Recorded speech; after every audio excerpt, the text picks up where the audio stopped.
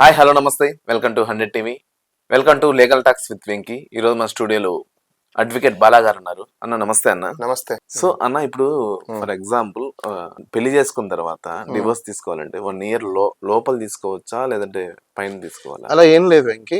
ఇప్పుడు supreme court article 141, 142 కింద supreme court ఉన్న ఇన్హెరిటెంట్ పవర్స్ తో ఆ 1 year ని కూలింగ్ పీరియడ్ ఏదైతే ఉందో దాన్ని ఎగ్జామ్ చేస్తుంది. ఇర్రిపబుల్ మ్యారేజ్ కావచ్చు, ఇర్రివకబుల్ మ్యారేజ్ కావచ్చు, లేకపోతే కంప్లీట్ గా బ్రేక్ డౌన్ అయిన మ్యారేజెస్ కావచ్చు, ఇంకా వాళ్ళు కలిసి ఉండే అవకాశాలు లేదని అనుకున్న సందర్భాలలో ఆ పీరియడ్ ని ఎక్స్క్లూడ్ చేసేసి డైవర్స్ అప్లికేషన్ వేసి ప్రొసీడ్ అవ్వమని చెప్పింది. ఎందుకంటే మ్యారేజెస్ అనేది ఎవరైనా కూడా ఇష్టంగా కలిసి ఉండి లేకపోతే పిల్లలు ఉన్నారన్నప్పుడు కొంచెం అడ్జస్ట్ అయ్యి ముందుకెళ్ళాలి అని అనుకున్న టైంలో బాగుంటది తప్ప అలా కాదు అని చెప్పేసి ఫోర్స్ఫుల్ గా చేస్తే ఏమవుతుందంటే లైఫ్ డ్యామేజెస్ జరుగుతాయి. సో ఆ లైఫ్ డ్యామేజెస్ జరగకుండా ఉండాలి, క్రైమ్ ఇంకోటి ఫర్దర్ క్రైమ్ జరగకుండా ఉండాలి అంటే సైకలాజికల్ గా వీళ్ళు కరెక్ట్ గా ఉన్నారా లేదా అనేది ఇంపార్టెంట్. వీళ్ళకి psychological training important, domestic training important, ఇవన్నీ కూడా చాలా ఇంపార్టెంట్.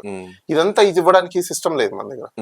ఎందుకు సిస్టమ్ అంటే ఎవరు ముందు తల్లిదండ్రుల దగ్గర నుంచి రావాలి, పుట్టిన పిల్లల దగ్గర నుంచి సైకలాజికల్ ప్రాపర్ గా మనం పెంచి ఉండాలి. మన దగ్గర ఉండేది మొత్తం అంతా ఇండియాలో సైకలాజికల్ డిజార్డర్స్ ఉన్నారు, సైకలాజికల్ ఆర్డర్స్ లేరు ఎవరు, అందరు మెంటల్ పేషెంట్స్.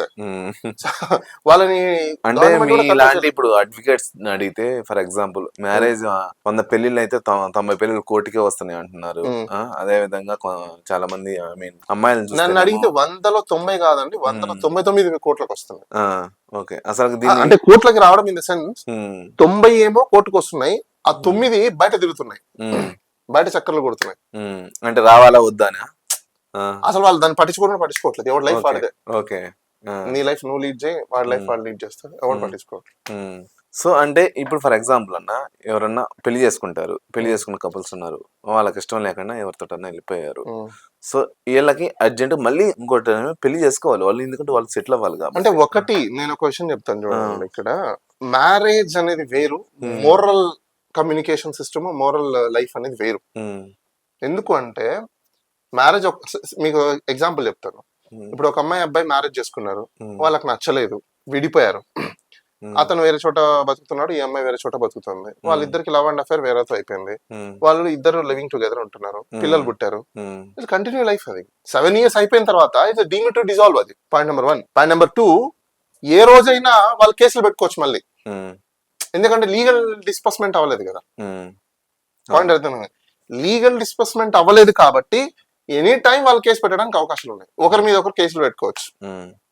అవి తేల్తాయా లేదా డిఫరెంట్ స్టోరీ, కానీ అంతవరకు డ్యామేజ్ జరగాల్సింది జరిగిపోయింది కదా కేసులు పెట్టుకుంటే. అలాంటి పెట్టుకోకుండా ఉన్నారంటే వాళ్ళ లైఫ్ హ్యాపీ. లేదు పెట్టుకున్నారనుకోండి మెంటల్ హరాస్మెంట్, అంతకుమించి ఏం లేదు. అంటే నా పాయింట్ ఏంటంటే ఇప్పుడు ఫర్ ఎగ్జాంపుల్ అట్లా వెళ్ళిపోయిన తర్వాత వాళ్ళు పెళ్లి చేసుకోవాలి, ఎందుకంటే వాళ్ళ జీవితం కూడా ఏదో ఒకటి చూసుకోవాలి. సో కోర్ట్ ఏముంటుంది నార్మల్ గా 1 year తర్వాతే నేను డైవర్స్ ఇస్తాము అని అంటుంది. కాదు కదా, అట్లా కాదు.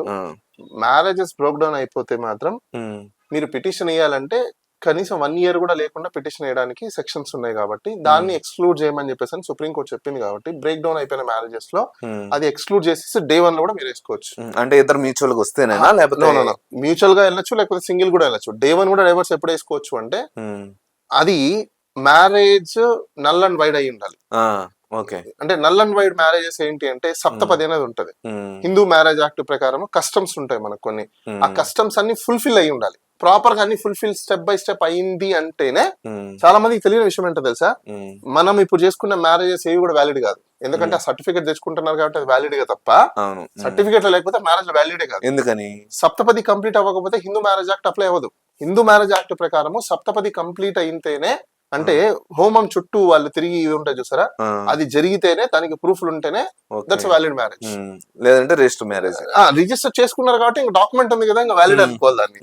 ఆ డాక్యుమెంట్ లేదనుకోండి నల్ అండ్ వైడ్, ఆ మ్యారేజ్ వ్యాలిడే కాదు. సో ఇప్పుడు ఏమంటారు మీరు, మొత్తం అంటే 1 year లోపల కూడా తెచ్చుకోవచ్చు అంటున్నారు? తెచ్చుకోవచ్చు. ఓకే, 1 year లోపల కూడా తెచ్చుకోవచ్చు.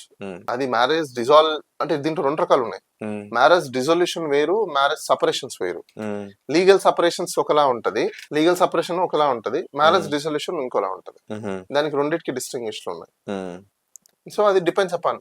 అదే ఒకటి నాకు తెలిసినంత వరకు ఇప్పుడున్న చాలా వరకు పెళ్లిళ్ళు చేసుకొని విడిపోయిన తర్వాత మళ్ళీ వేరే వాళ్ళతో లవ్ అండ్ అఫేర్ ఉన్నాక వాళ్ళ లైఫ్ ను వాళ్ళు లీడ్ చేస్తున్నారు, పిల్లలు పుడుతున్నారు, మళ్ళీ వాళ్ళు మ్యారేజ్ చేసుకోవట్లేదు కానీ లైఫ్ లో అయితే లీడ్ చేస్తున్నారు. కానీ చాలా మంది ఏమంటారు, సొసైటీలో బ్యాడ్ నేమ్ కదా, సొసైటీలో ఏదో పేరు వస్తుంది కదా, ఎక్కడో ఊరు ఇప్పుడు హైదరాబాద్ కి వచ్చేసారు, ఎవరికి తెలుసు ఎవరు సొసైటీ, అవును. ప్రాక్టికల్ గా మాట్లాడుకుంటే పక్కింటోడు పక్కింటోడికి కూడా తెలియదు. టు బి హానెస్ట్ చెప్పాలి అంటే ఇంకా అలాంటప్పుడు ఆ పిల్లోడు పుట్టాడు అనుకో, వాళ్ళకి సపోజ్ అది లీగల్ ఇల్లీగల్ పక్కన పెట్టాయి, వాళ్ళకి ఇల్లీగల్ గా పుట్టినా బట్ లెజిటిమేట్ రైట్స్ అయితే ఉంటాయి. నేచురల్ రైట్ అమ్మాయికి ఉంటది, నేచురల్ రైట్ ఫాదర్ కి ఉంటది. వీళ్ళిద్దరు ఆ పిల్లని స్కూల్లో వేస్తే మదర్ ఫాదర్ ఎవరు పేరు పెడతారు, మదర్ అని అమ్మాయి పేరే పెడతారు, ఫాదర్ అని ఇతని పేరే పెడతారు. వీళ్ళు లీగలా ఇల్లీగల్ అనేది డిఫరెంట్ స్టోరీ, అది వేరు మళ్ళీ.